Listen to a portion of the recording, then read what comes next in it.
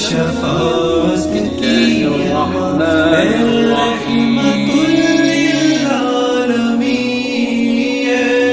حضرات صحابہ کرام رضوان اللہ تعالی علیہم اجمعین کو ہر آن ہر لمحہ یہ دھیان رہتا تھا، یہ فکر رہتی تھی کہ ہم حضور اقدس صلی اللہ علیہ وسلم کی اتباع کس طرح کریں اور آقا صلی اللہ علیہ وسلم کی کون سی بات کو فالو کرے، کون سی بات کو اپنائے۔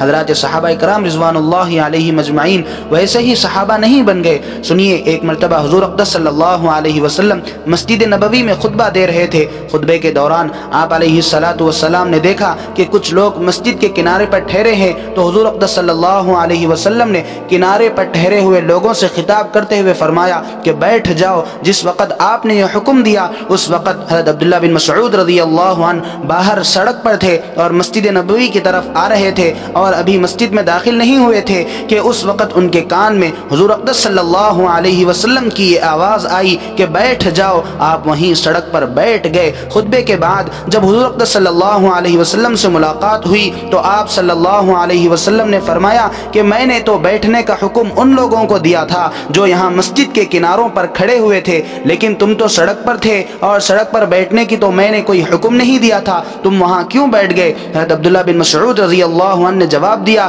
کہ جب حضور اقدس صلی اللہ علیہ وسلم کا یہ ارشاد کان میں پڑ گیا کہ بیٹھ جاؤ، تو پھر عبداللہ بن مسعود کی کیا مجال تھی کہ وہ ایک قدم بھی آگے بڑھا دے۔ اور یہ بات نہیں تھی کہ حضرت عبداللہ بن مسعود رضی اللہ عنہ کو اس بات کا علم نہیں تھا کہ حضور اقدس صلی اللہ علیہ وسلم مجھے سڑک پر بیٹھنے کا حکم نہیں دے رہے تھے، بلکہ اصل بات یہ تھی کہ جب حضور اقدس صلی اللہ علیہ وسلم کا یہ ارشاد کان میں پڑ گیا کہ بیٹھ جاؤ تو آپ اس کے بعد قدم اٹھا نہیں سکتے۔ صحابہ کرام رضوان اللہ علیہ مجمعین کی اتباع کا یہ حال تھا۔ ویسے ہی صحابہ کرام نہیں بن گئے تھے۔